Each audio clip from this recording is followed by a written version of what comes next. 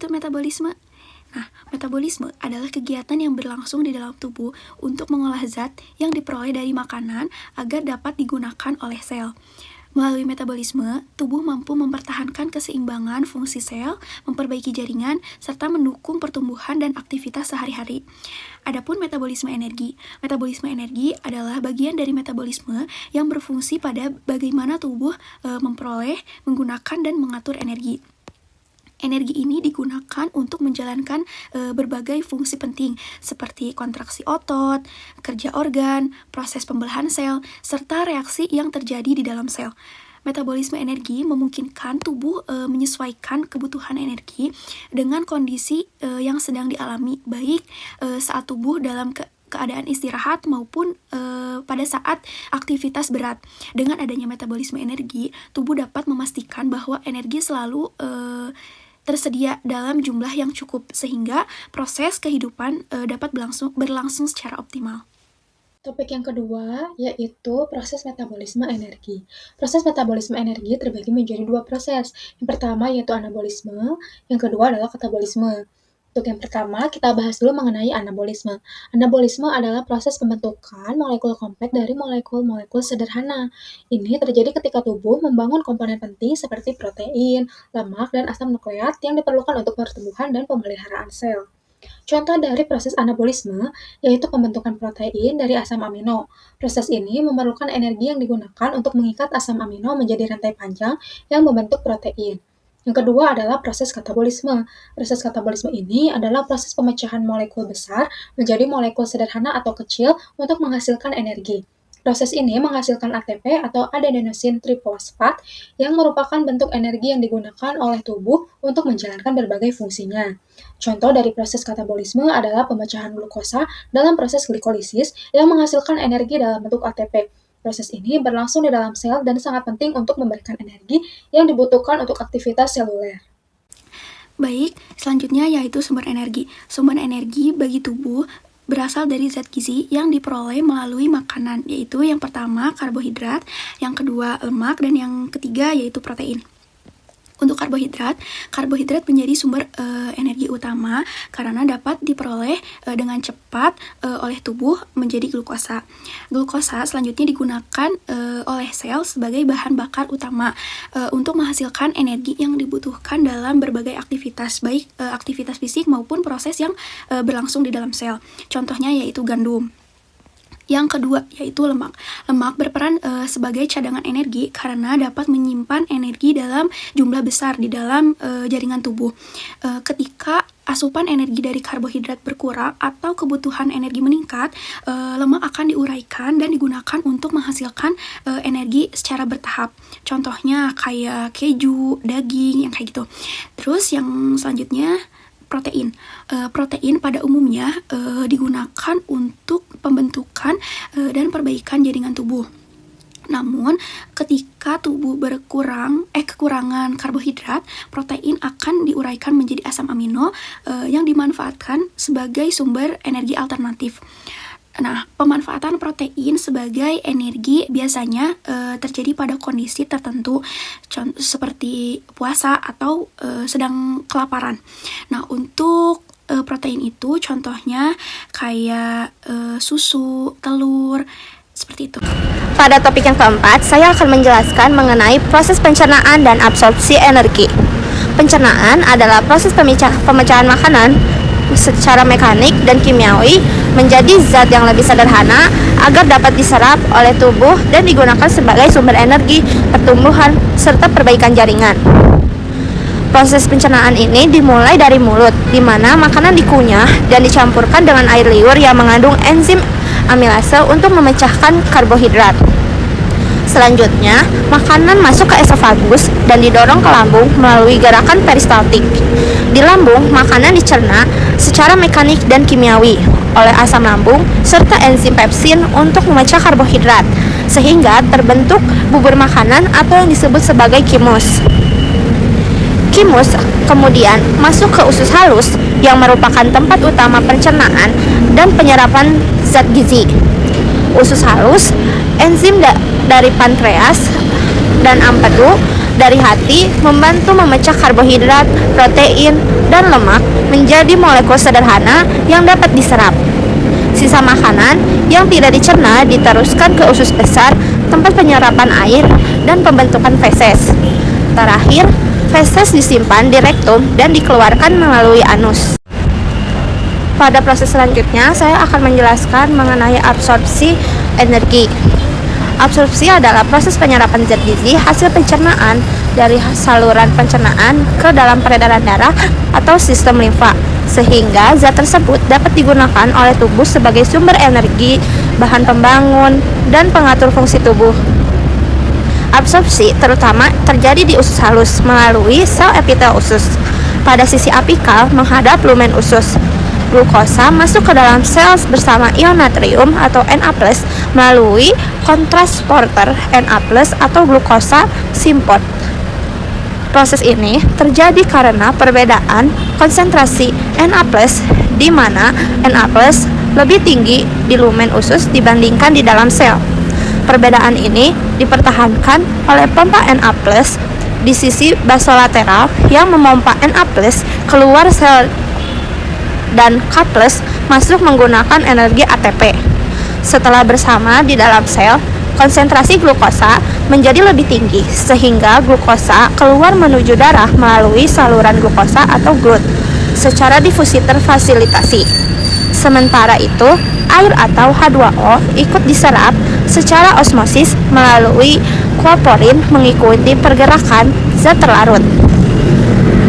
Dengan mekanisme ini, glukosa hasil pencernaan karbohidrat dapat diserap secara efektif dari usus halus ke dalam aliran darah untuk digunakan sebagai sumber energi tubuh.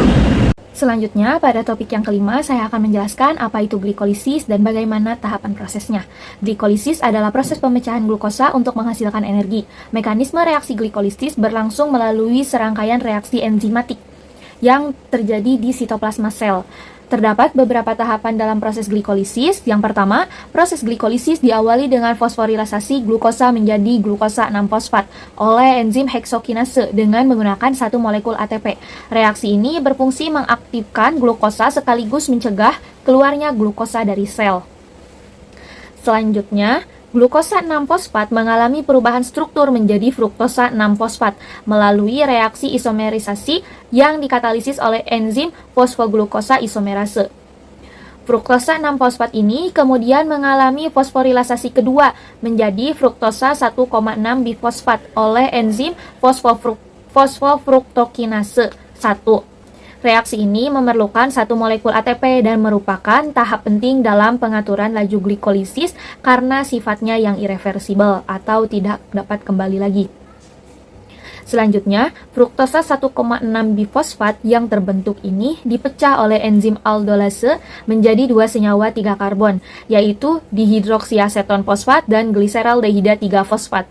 Kemudian senyawa ini berada dalam keseimbangan reaksi yang dikatalisis oleh enzim triose fosfat isomerase. Sehingga dihidroksiaseton fosfat dapat diubah menjadi gliseraldehida 3 fosfat. Gliseraldehida 3 fosfat ini kemudian mengalami reaksi oksidasi dan fosforilasasi oleh enzim gliseraldehida 3 fosfat dehidrogenase menghasilkan 1,3 bifosfogliserat. Pada tahap ini, NAD+ direduksi menjadi NADH sebagai hasil penangkapan energi dari proses oksidasi. Selanjutnya, 1,3 bifosfogliserat mentransfer gugus fosfatnya kepada ADP melalui kerja enzim fosfogliserat kinase, sehingga terbentuk ATP dan senyawa 3 fosfogliserat. Reaksi ini merupakan contoh fosforilasi tingkat substrat dalam glikolisis. Kemudian penjelasan tentang siklus Krebs atau pemanenan elektron. Siklus ini disebut juga dengan siklus asam trikarboksilat atau TCA. Bayangkan ini tuh sebagai sebuah mesin pembongkar. Jadi setiap satu molekul asetil-CoA yang masuk akan dibongkar habis untuk diambil energinya. Nah, langkah-langkahnya tuh ada kondensasi. Kondensasi itu asetil-CoA yaitu 2 atom karbon bergabung dengan oksaloasetat yaitu 4 atom karbon menghasilkan sitrat yang atomnya ada 6 atom karbonnya. Kemudian ada isomerisasi. Nah, sitrat ini diubah menjadi isositrat. Kemudian ada dekarboksilasi oksidatif. Nah, isositrat ini kehilangan satu karbon dalam bentuk CO2 dan melepaskan elektron yang dianggap ditangkap oleh NAD plus menjadi NADH. Nah, senyawanya berubah menjadi alpha ketoglutarat yaitu 5 atom karbon. Kemudian ada dekarboksilasi oksidatif 2. Nah, alpha ketoglutarat kehilangan karbon lagi yaitu CO2 dan menghasilkan NADH kedua.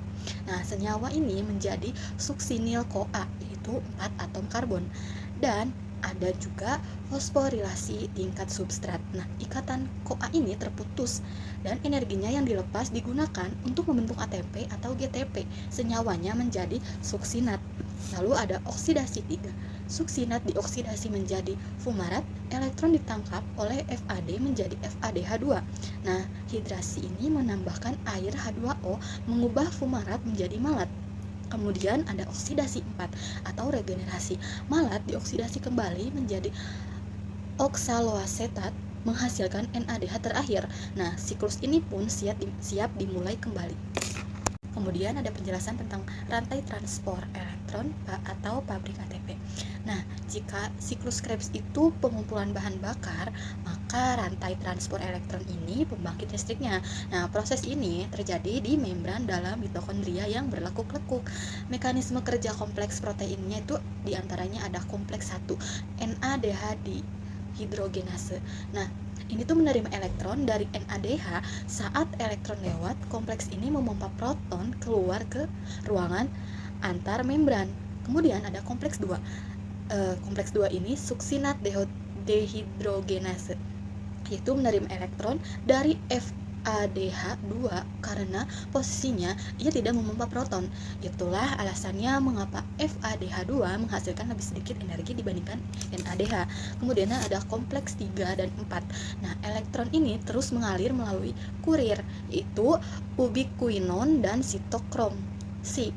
Di setiap titik ini lebih banyak proton H+, kemudian dipompa keluar. Nah, oksigen sebagai terminasi akhir. Kemudian ada kompleks 4. Kompleks 4 yaitu sama aja karena elektron yang sudah lelah atau energinya itu rendah ditangkap oleh oksigen O2. Oksigen bergabung dengan proton membentuk air atau H2O. Tanpa oksigen, elektron akan menumpuk dan seluruh proses produksi energi akan macet. Selanjutnya, pada topik yang ke-8, saya akan menjelaskan apa itu ATP. Adenosin trifosfat atau biasa disingkat ATP berperan sebagai sumber energi utama bagi sel karena hampir seluruh aktivitas biologis memerlukan energi dari molekul ini. Secara struktur, ATP tersusun atas basa nitrogen, adenin, gula ribosa, dan 3 gugus fosfat, di mana energi kimia tersimpan pada ikatan fosfat berenergi tinggi. Ketika ATP mengalami hidrolisis dan berubah menjadi adenosin difosfat serta fosfat anorganik, energi dilepaskan untuk mendukung reaksi-reaksi yang memerlukan energi, seperti sintesis molekul, transport aktif, dan pergerakan sel. Oke, selanjutnya kita akan membahas mengenai hormon apa aja sih yang berperan dalam pengaturan metabolisme energi. Untuk hormon yang pertama yaitu insulin. Insulin adalah hormon yang diproduksi oleh pankreas. Hormon ini berfungsi untuk mengatur kadar glukosa dalam darah, memastikan kadar gula darah tetap stabil. Setelah makan, insulin akan membantu memasukkan glukosa ke dalam sel-sel tubuh untuk digunakan sebagai sumber energi atau disimpan dalam bentuk glikogen di hati dan otot. Dengan begitu, insulin menjaga keseimbangan kadar gula darah.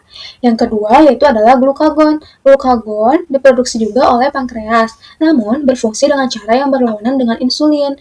Hormon ini merangsang pelepasan glukosa dari hati ke dalam darah ketika kadar gula darah menurun, terutama saat tubuh membutuhkan energi, seperti antara waktu makan atau saat berpuasa. Glukagon memastikan tubuh tetap mendapatkan pasokan energi meskipun glukosa yang ada dalam darah menurun. Selanjutnya yang ketiga adalah adrenalin. Adrenalin adalah hormon yang diproduksi oleh kelenjar adrenal.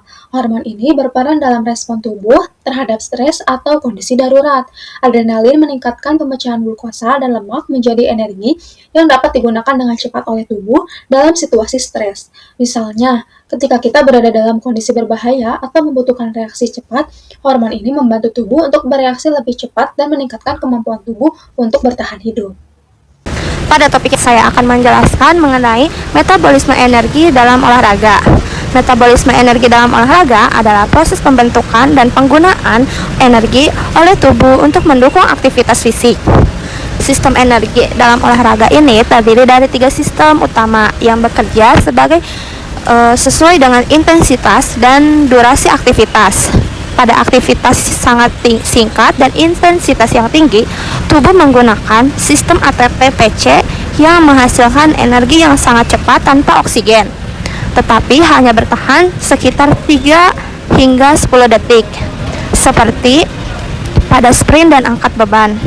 Ketika aktivitas berlanjut hingga 10 detik hingga 3 menit, energi terutama berasal dari glikolisis anaerob yang menggunakan karbohidrat tanpa oksigen dan dapat menyebabkan penumpukan asam laktat. Contohnya pada lari 200 hingga 400 meter. Untuk aktivitas lebih dari 3 menit hingga berjam-jam, tubuh mengandalkan sistem aerob yang menggunakan oksigen dengan sumber energi utama karbohidrat dan lemak, sehingga mampu menopang olahraga daya tahan seperti lari jarak jauh dan bersepeda. Baik, selanjutnya yaitu kesimpulan.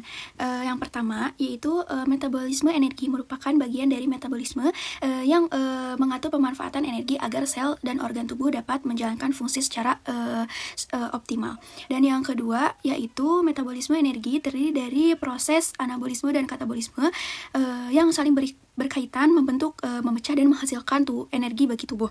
Yang ketiga yaitu energi tubuh diperoleh dari karbohidrat sebagai sumber utama, lemak sebagai cadangan energi, dan protein yang dapat dimanfaatkan ketika kebutuhan energi tidak dapat dipenuhi sepenuhnya oleh karbohidrat.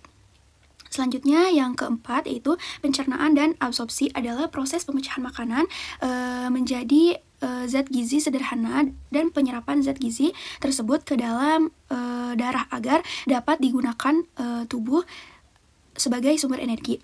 Selanjutnya yang kelima yaitu glikolisis merupakan proses pemecahan satu molekul glukosa menjadi 2 molekul pirufat melalui serangkaian reaksi enzimatik di sitoplasma yang menghasilkan energi berupa ATP dan NADPH. Terus yang keenam yaitu tanpa siklus Krebs kita tidak punya elektron untuk diproses. Yang ketujuh tanpa rantai transport elektron kita tidak punya cukup energi untuk bertahan hidup karena mayoritas ATP lebih dari 90% dihasilkan di tahap ini. Yang kedelapan, ATP adalah molekul utama penyimpan dan penyedia energi dalam sel yang melepaskan energi melalui hidrolisis untuk mendukung sebagai aktivitas dan proses metabolisme sel. Selanjutnya yang ke-9 yaitu hormon seperti insulin, glukagon, dan adrenalin berperan penting dalam mengatur kadar glukosa serta pemanfaatan energi sesuai kebutuhan tubuh.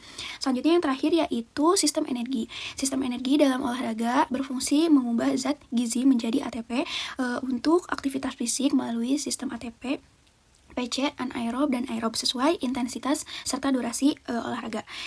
Cukup sekian dari kami. Wassalamualaikum warahmatullahi wabarakatuh.